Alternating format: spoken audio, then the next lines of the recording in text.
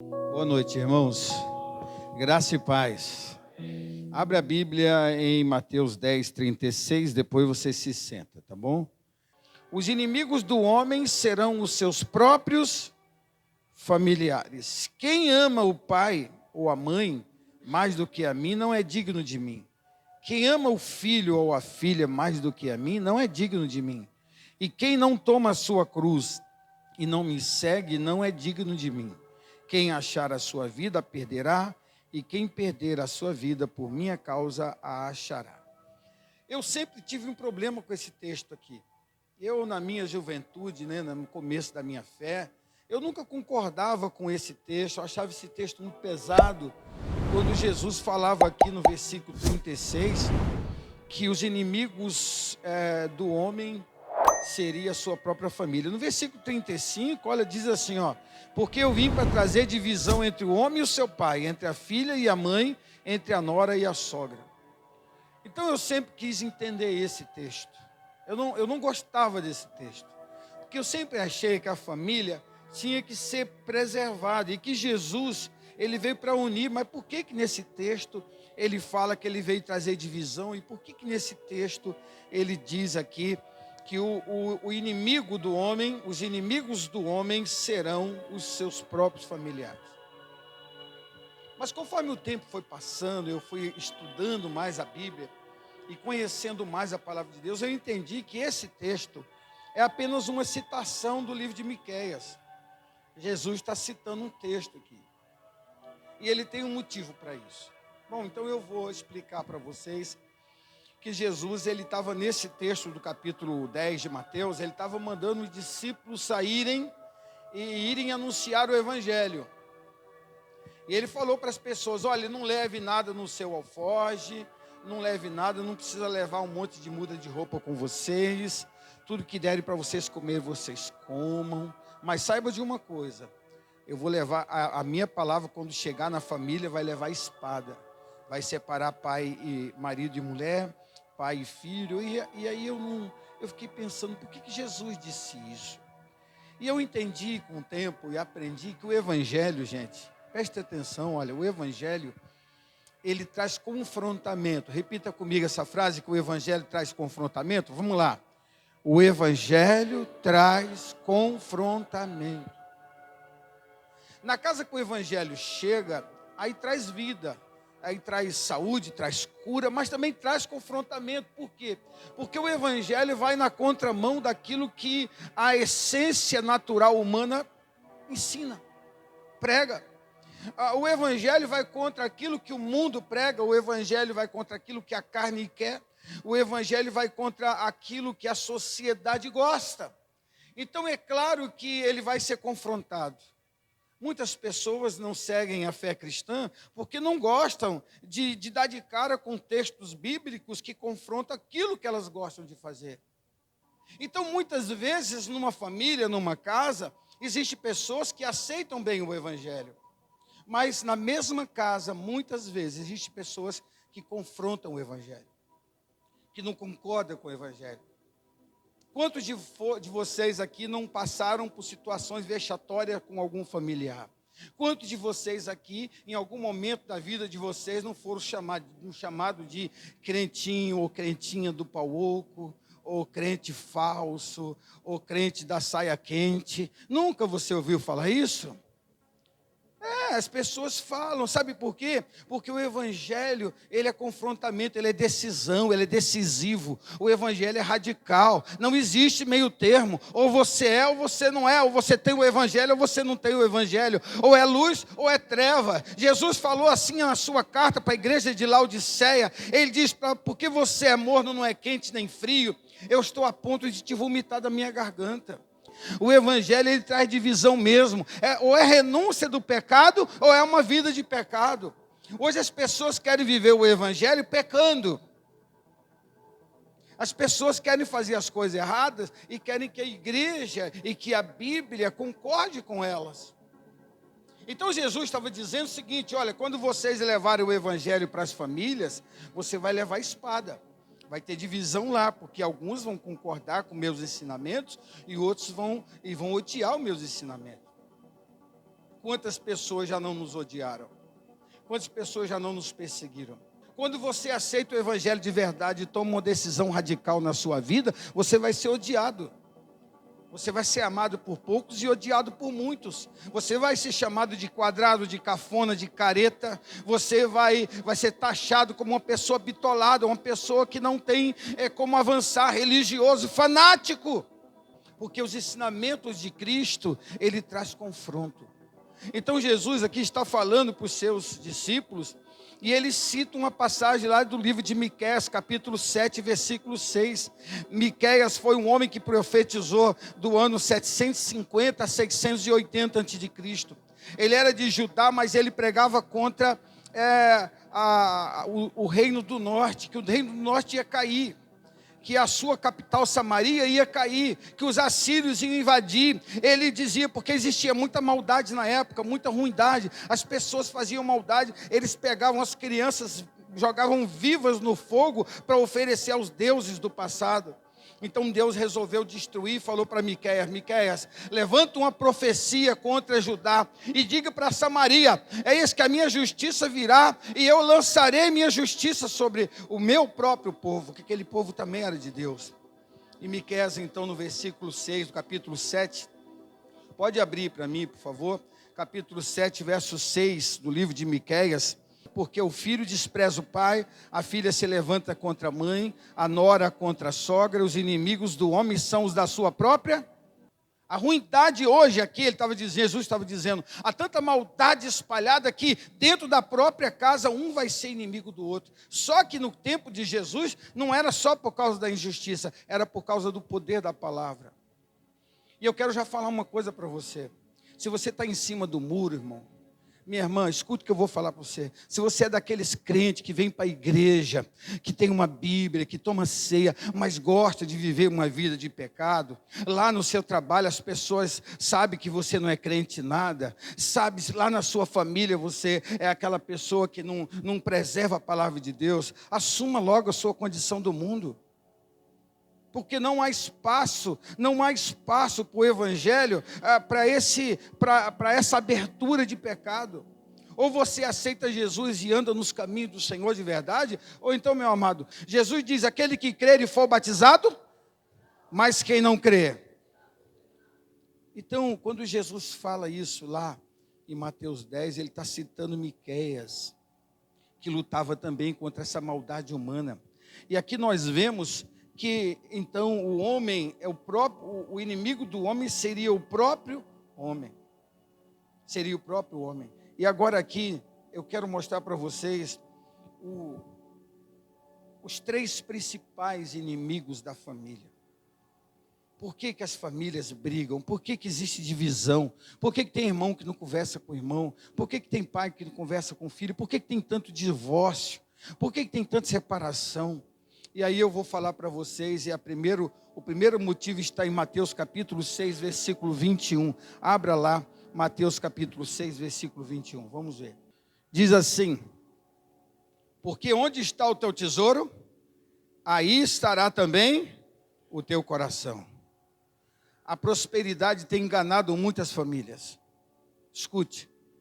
A prosperidade, a busca pela prosperidade tem enganado a muitas famílias, muita gente. As pessoas estão buscando a prosperidade e o maior tesouro está se perdendo dentro da sua casa. Antigamente, a gente não precisava de muita coisa para casar. A gente se casava com pouca coisa.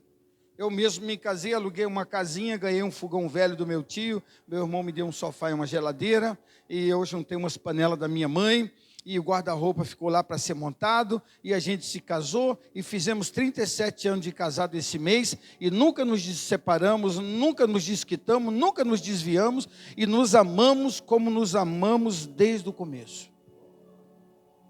Antigamente, a gente para casar não precisa de muita coisa, não precisava de muita coisa. A gente só precisava amar um ao outro. Hoje em dia as pessoas protelam o casamento, a formação familiar, porque precisa de tanta coisa, precisa ter casa, precisa ter móvel, precisa ter um bom carro, porque precisa da festa, e aí vai protelando o casamento, e vai vivendo no pecado, vai vivendo como casado sem ser casado. A gente fica buscando uma prosperidade, quando na verdade a prosperidade já existe. A Bíblia fala que quem encontra uma esposa, boa coisa, encontra. Você encontrar uma pessoa que você ama, uma pessoa que olha para você e conversa contigo pelo olhar, uma pessoa que te respeita, uma pessoa que preserva as suas fraquezas e honra as suas virtudes, essa pessoa é o seu maior tesouro. Sabe por quê? Porque vocês juntos vão construir uma família, vão conquistar juntos e vão avançar juntos.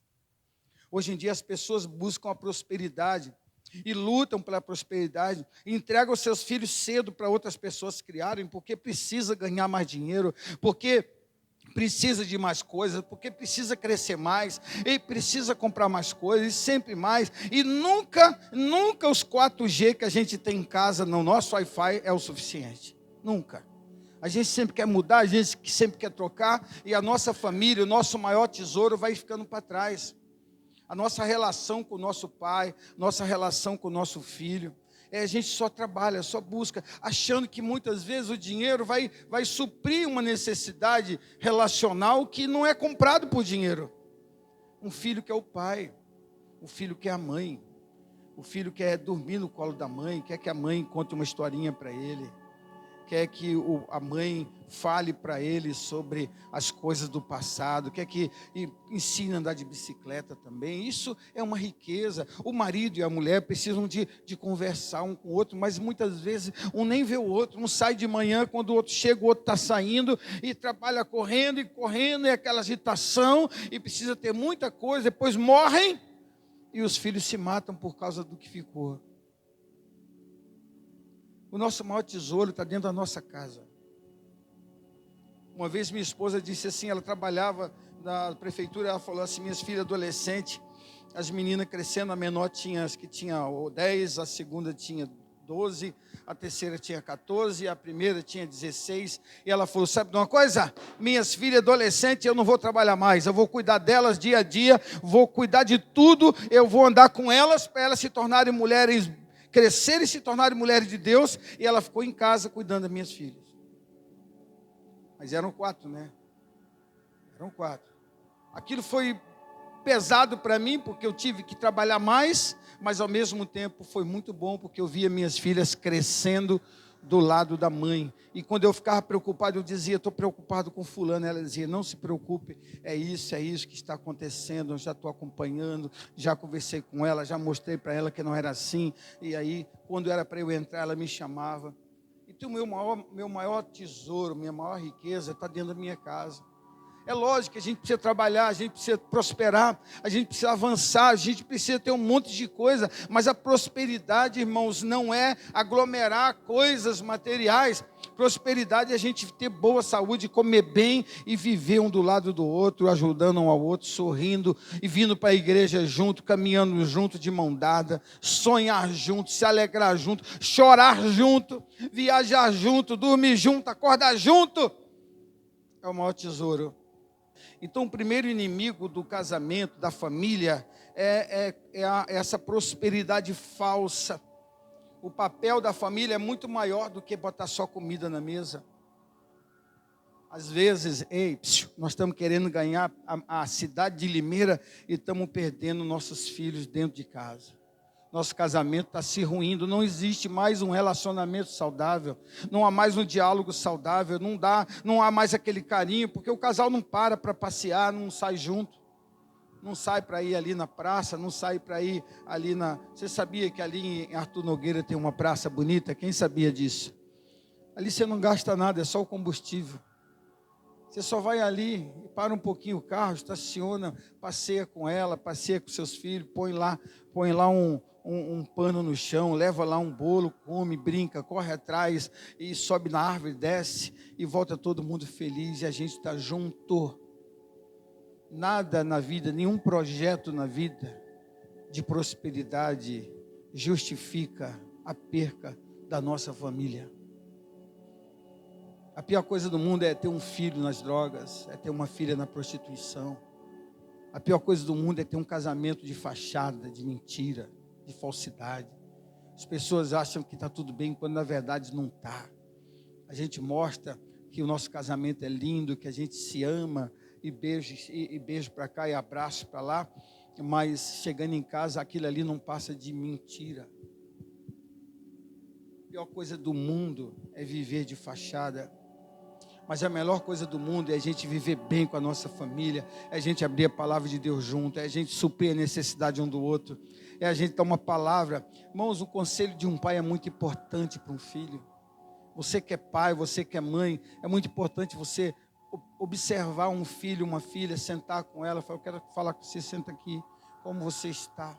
Vai comendo pelas beiradas, vai igual mingau, comendo devagarzinho pelas beiradas, e vai falando, e vai puxando. Quando você pensa que não, aquela filha, aquele filho abre o coração, é a hora que você entra com palavra, entra e fala assim: não tema, seu pai está aqui, eu sou seu pai, eu não vou permitir isso, eu vou te ajudar, vou te aconselhar, vou andar com você. Volta lá, conserta isso, volta lá, faz aquilo. Isso é muito importante. Mas muitos pais, além de trabalhar, agora tem uma moda de trabalhar na internet, né? Então agora, além de trabalhar na firma, no trabalho aí fora, também quer trabalhar na internet, e aí não tem tempo. Outras pessoas nem trabalham na internet, simplesmente não dão tempo. Hoje você dá um celular para o seu filho e ele vai para o quarto dele. Você dá um celular para a sua filha e ela vai lá para o quarto dela, um notebook, e ele abre lá e você está lá ocupado com outras coisas, e não está nem aí o que está acontecendo com o menino. Só vai descobrir o grande mal que você causou depois. Porque o maior tesouro que nós temos está na nossa casa. Às vezes a gente quer ter muita coisa, sendo que Deus já nos deu o suficiente. Essa semana eu falei para uma das minhas filhas, eu falei assim: olha, tudo que você precisa. Ela disse: pai, eu tenho que fazer isso, tenho que fazer aquilo, pai, eu tenho que fazer isso. Eu falei: filha, tudo que você precisa, você já tem. Mas pai, tudo que você precisa, você já tem. Isso que você quer, são coisas que, ainda disse, são coisas que Salomão disse lá em Eclesiastes, são vaidades. São vaidades. O que você já tem, filha, você já tem um tesouro enorme nas suas mãos. Olha para o que você tem. Para de ficar querendo ter tantas coisas. Depois você morre aí, os filhos ficam lutando, um matando o outro para destruir aquilo rapidamente, porque não gastaram suor com aquilo. Então, o primeiro inimigo da nossa família, da família, é o materialismo, que é essa prosperidade falsa. O segundo é o ativismo, está aqui em Mateus 24, 43, olha aí, Mateus 24, 43, pode colocar lá.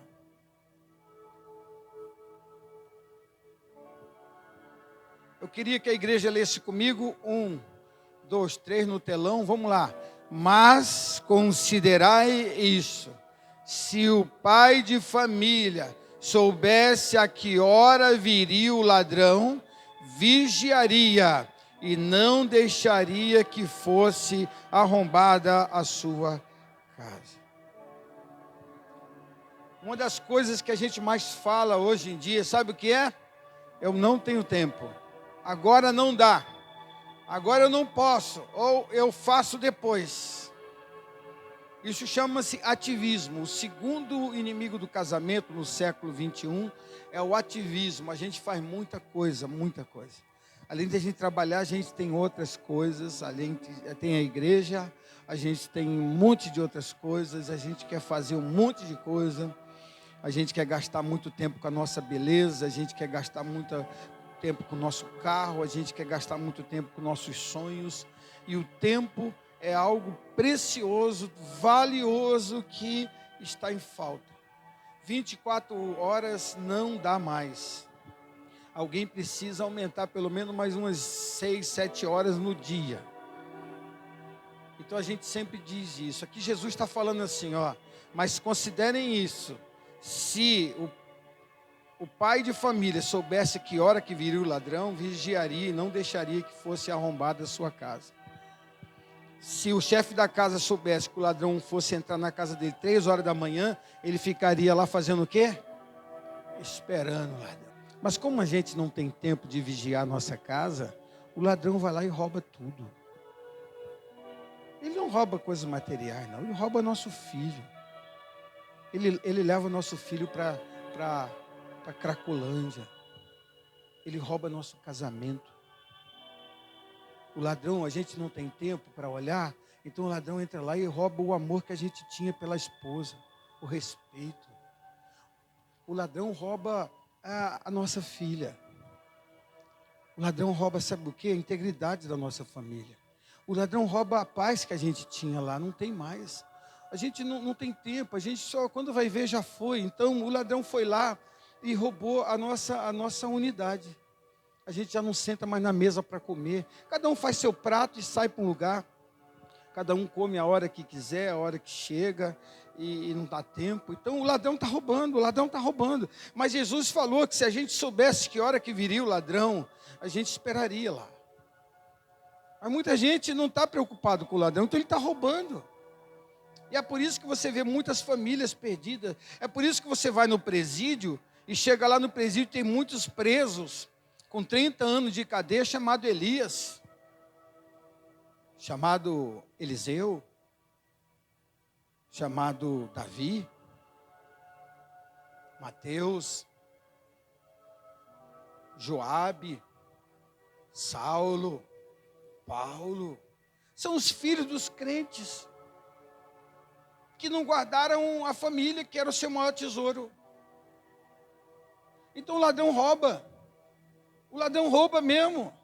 O ladrão entra, sabe, entra através da televisão, entra através da internet. A gente fecha a porta, o cadeado, a gente tranca, esconde a chave, e aqui o ladrão não entra. Mas ele entra pelo celular, ele entra pela TV, ele entra de madrugada, ele entra quando o filho está sozinho, e a gente não está vendo. Ele entra quando a gente deixa o filho lá no quarto sozinho, lá horas e horas sozinho.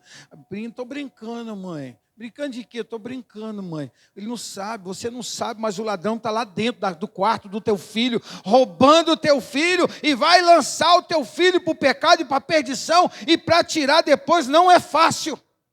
Então Jesus está falando aqui, se o pai de família, que é quem deve cuidar da casa, soubesse que hora que vem o ladrão, aquele pai que não toma uma decisão na sua fé, que não abre a Bíblia dentro de casa, que não toma uma decisão e fala assim, não, nós vamos ler a Bíblia aqui dentro de casa, nós vamos cultuar, vai roubando a fé do nosso, o ladrão vai roubando, Jurandir, a fé dos nossos filhos, a fé da nossa esposa. Daqui a pouco ela fala assim, ó, vai sozinho, eu não quero mais ir para a igreja, eu não quero mais ir na cela, eu não quero mais ser, eu não quero mais, eu pedi à vontade, vai você sozinho. Mas a gente não ia junto, mas você ficou tanto tempo, você vivia largado aí, a gente abandonou, esfriou tudo, nossos filhos não querem mais, eu também não quero ir. O ladrão roubou, o ladrão rouba. A Bíblia fala que o ladrão vem para matar, roubar e destruir. Aí você pensa que é para roubar o quê? É para roubar a nossa casa. É para arrombar a nossa vida, arrombar a nossa família, tirar aquilo que é mais precioso. O que é mais importante para mim, mais do que minha esposa e do que minhas filhas? Fala para mim. Fala para mim, irmãos. O que vocês acham que é mais precioso do que minha esposa e minhas filhas? Aquele carro que está ali fora? Aquela casa que eu moro? Não. Eu começo tudo de novo, mas junto com elas. Elas não têm preço. Elas têm defeito? Tem. Tem virtudes? Também tem. Eu também tenho? Tem. A gente vai se aceitando, se entendendo, conversando, se ajustando e vai caminhando junto. Mas nós não vamos perder a fé. Satanás não vai roubar a minha família, porque nossos olhos têm que estar abertos. Então eu oro por ela e digo aqui, Satanás, você não vai tocar na minha casa. E aqui os olhos estão atentos. Na minha casa entra o que eu quero. Na minha casa entra quem eu deixo entrar. Lá não entra pessoas que eu não conheço. E lá não entra coisas, que nunca entrou coisas que eu não quis. Sempre passou, pai, eu falo sim, pai, não. Aí a esposa, não. Porque a Bíblia fala ali, olha, mas considerar isso. Se o pai de família soubesse que hora viria o ladrão, nós somos responsáveis por guardar a integridade da nossa família. Tem muitos pais que sempre estão vendo o lado negativo da sua família, está sempre brigando, está sempre falando alto, está sempre mostrando a sua força, que é ele que manda. Na verdade, o papel é diferente. Nós temos que fazer isso contra o pecado, contra as coisas erradas que vêm para a nossa casa. Nós só temos que ter autoridade dentro da nossa casa, para não sermos negligentes. Porque Deus disse para Adão, não toque nessa árvore. A mulher vai lá, toque, traz para ele, ele come também. A negligência de Adão. Então, quando o pai é negligente, o ladrão entra. Quando a casa está, quando o pessoal está dormindo, então, essa coisa de ficar agitado, esse ativismo, eu tenho um monte de coisa para fazer, eu tenho que ir lá falar com a fulana, e a gente não senta com o nosso filho. Não deixa o ladrão entrar lá, não. Se esforça para que a fé da sua família não seja roubada, não seja tirada. O último inimigo da família, que está aqui em Marcos capítulo 3, 25, olha aí. Jesus está falando, se a casa estiver dividida, ela não vai prosperar. Aquele casamento não vai para frente, aqueles filhos vão se perder. Ei, preste atenção no que eu vou falar aqui. Está falando se tiver divisão naquela casa. Antes ele fala, se um reino estiver dividido, ou se uma casa estiver dividida, ela não vai prosperar, ela não vai subsistir, ela não vai para frente. E você sabe o que traz divisão? Você sabe o que traz divisão para uma família? Quem sabe o que traz divisão para uma família? O egoísmo é o principal motivo que divide a família. E o que é o egoísmo? É que quando cada um quer uma coisa, quando cada um só pensa em si mesmo. A família está dividida. São pessoas que não pensam no bem-estar das outras. Eu sou do tempo que a mãe separava a comida do filho que não estava lá. Ela primeiro começava a separar a comidinha e falava assim, eu estou separando já a comida de fulano, porque ela não está aqui em casa, mas ela vai chegar depois, então esse prato aqui, ela falava alto ainda. Esse prato aqui, separei a asa do frango que ela gosta e a moela. Ela gosta, porque a mãe sabe ou não sabe? A mãe sabe. Então aquela turma que vai assim em cima da panela, a mãe primeiro já separa e fala assim, eu vou separar o prato da fulana que não está aqui. Porque a mãe sabe que fulana faz parte da família e que ela também vai comer e que é importante que a gente deixe aquela parte para outra filha ou filho que não está em casa. Numa família que é egoísta, não existe isso. Cada um só pensa em si mesmo. O marido ganha salário, não compartilha com a família.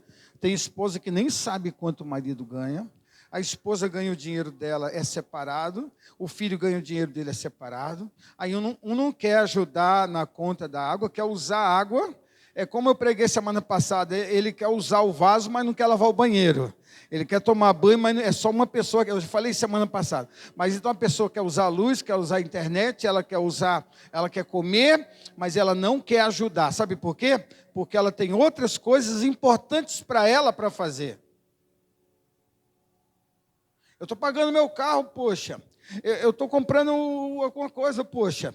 Eu não posso ajudar em casa, mas eu quero continuar comendo, quero continuar bebendo, quero continuar dormindo, eu quero continuar com luz, eu quero continuar com Wi-Fi, eu quero continuar com a internet, eu quero continuar.